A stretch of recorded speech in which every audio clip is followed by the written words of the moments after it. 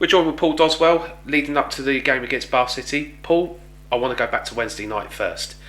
The game against Dulwich had everything in the first half, tension in the second half. Can you give us your thoughts on it? Yeah, another cracking game of National South football.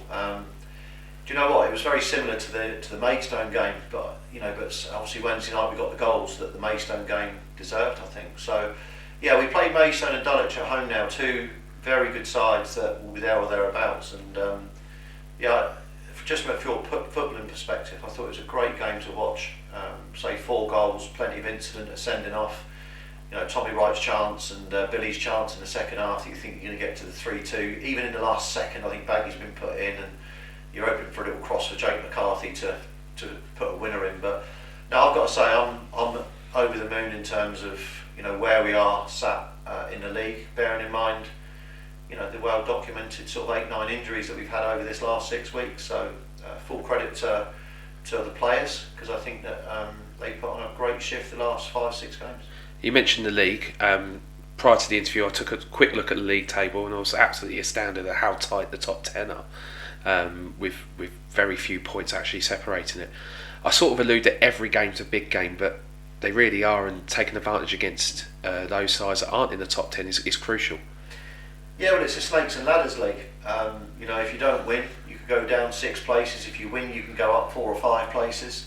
It is crucial to win your home games. That's for sure. But even then, you've got to respect the opposition.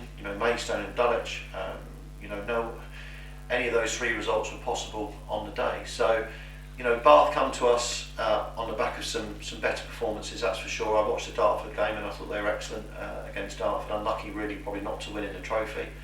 And they beaten Concord 2-1 at home as well in their last home game. So, they'll improve as the season goes on. I thought they recruited well in the summer, but sometimes it works for you and sometimes it doesn't. But gone back to their tried and trusted formula of bringing in 4 or 5 loan players.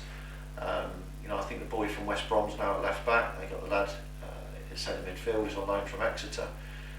Mo Torre on loan from Salford. So I think they got 4 or 5 loans in their first 11 again, and all of those young lads are in to try and improve and get better. So it gives them a little edge, I think. And last thing to say before Saturday's game is 2 more games before Christmas. The last one at home. How good would it be to see a real good bumper crowd before the Christmas festive period? Yeah, I think we're hoping for that 1,300 crowd on Saturday. As I said, the crowds have got bigger and better as we've got out of the sort of the pandemic, if you like. But yeah, it is our last home game before Christmas.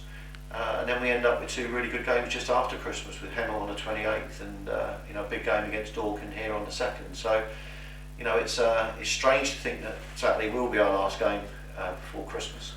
But as I said, we are expecting a good crowd again. I think Bath normally travel in decent numbers as well. So it's going to be I think it's another good game. Bath certainly their front 3 of Fletcher, Torre and Cook.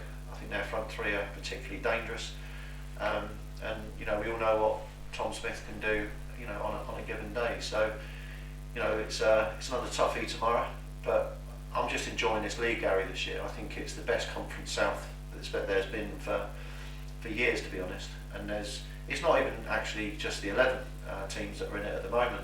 Teams such as Bath can still come through that pack, because anyone can beat anyone in this league. So, yeah, whilst it's whilst every game, as you rightly said, is important, I do think it'll be a year where no one's going to run away specifically with it, and I think it's going to be a real tight one right up until the end. So I think the fans are in for an exciting season, personally.